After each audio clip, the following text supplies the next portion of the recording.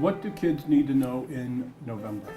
What they should know right now, they should be blending CVC words together very fluently. We've been really working on beginning with a capital, ending with a period, putting spaces in between. We're also working on transitional words, first, next, then last.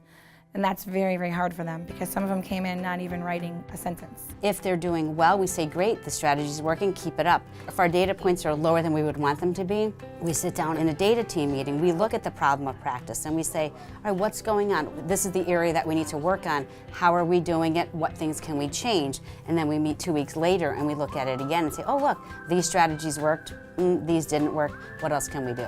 We have reading data teams bi-weekly. So what we do at those meetings is talk about instruction. We always come with some kind of data for whatever topic they're working on. We have to make sure during the small group instruction time that we're giving them instruction in something. So some of the activities and some of the things that we do are practice activities, and they're important to do.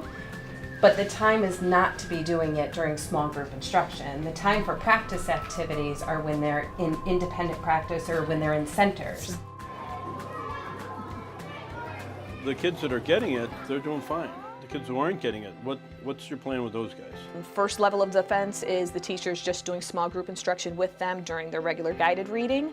Then they move into, if that's not really effective and they're still kind of falling behind the marker, we go into what's called a tier 2 intervention. So it's more structured, more direct, and it's in addition to their typical 90-minute ELA block.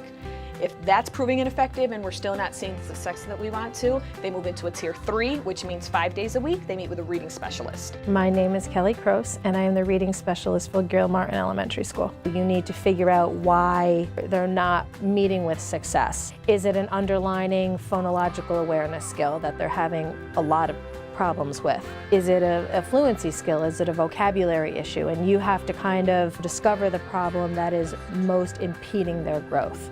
How you fix it will be dependent on, how the child responds to what you're doing. I think it's important for parents to understand that we're a collaborative team.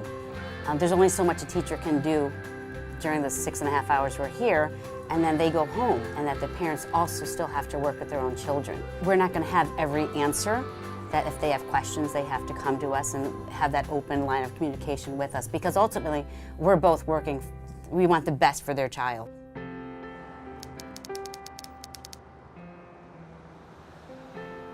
I love working in the city of Waterbury. I love being part of Waterbury. It's the center of the universe, Waterbury, Connecticut. Today's our annual turkey giveaway. So what we do here is we have people sign up ahead of time. So if anyone ever needs a meal ever, Barbara's door is always open. She can't really say no. Times are tough. Families are hurting. We don't just serve the homeless here, we serve the working poor. People drive here, they take buses here, and we're blessed that they are able to get what they need. I've been working in the Waterbury community for over 10 years. The kids are really one of the most important for us because they're in a position where they don't have a choice. As a kid, it was just my mom and 4 kids, so we actually used the food pantry in Naugatuck. I learned that, giving back's the right thing to do, and sometimes when you want to reach out for somebody, help is always there. The cycle that they've seen, I think, in their families for a lot of our kids, they've seen the cycle of welfare. Grandma was on welfare, their parents are on welfare, and a lot of the kids will say, no, I don't have to work, I'm just going to be on welfare. To them, they don't realize that there's a different way of life. And for whatever reason, they have that in their mind that you're in Waterbury, this is how life is. There's a whole great big world out there that they can experience if they just apply themselves in school and they make the right choices. Yes, they're going to make mistakes, but there's always another chance. There are people here to support you, who care about you, who want the best for you. My true heroes, I think, are the kids who come from backgrounds that are so difficult,